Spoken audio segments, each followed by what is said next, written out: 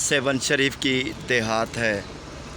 Seven शरीफ के देहात में अभी भी बरसात और सैलाब के असरात मौजूद हैं। ये सड़कें टूट चुकी हैं, ये देखें क्या हालत सड़कों की है। और ये जो पक्के मकानात थे उनके कुछ आसार हैं, और बाकी जहाँ पर जितने भी मकान बने हुए थे तमाम कमरे ख़त्म हो चुके हैं। कच्ची ईंटें गल कर मिट्टी के ढेर बन चुके हैं।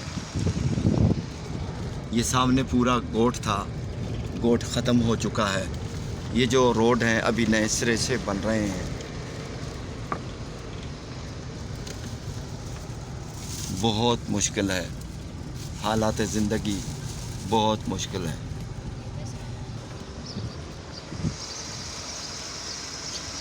ये रास्ते हैं, गलियां हैं और मकानात हैं। सैलाब का मंज़र है, सैलाब के बाद का मंज़र। तमाम घर आबादियां ख़त्म हो चुकी हैं।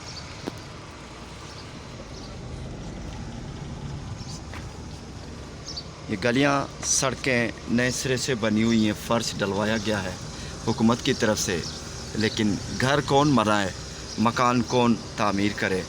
लोग खाने के लिए मोहताज हैं। ये गोठ कोटला शहरी है, सेवन शरीफ से 10-15 किलोमीटर का दायरा है। ये आंखों देखा मंज़र मैं आपको दिखा रहा हूँ।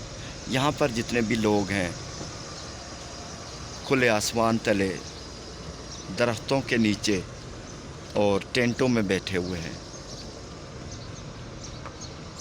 ये जैसे मोहनजोदड़ो बन गया है।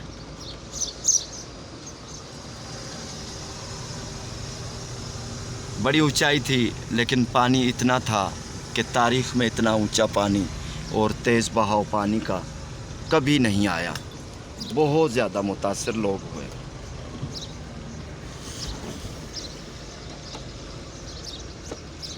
ये सैलाब ज़दगान का गोठ है कोटला शहरी।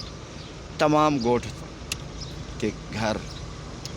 के तमाम घर ज़ेर आब आ चुके थे। हमारे कलंदरी भाइयों की तरफ से रकम लेकर यहाँ जो गरीब लोग हैं उनमें थोड़ी बहुत रकम तकसीम करते हैं। अल्लाह ताला इनको जज़ाए खैर दे, बरकत दे रोज़ी में, जिसके ऐलान में कारोबार में बरकत हो, आने वाली मुसीबतें टल जाए। 27 रमज़ान करीम का मुबारक दिन है।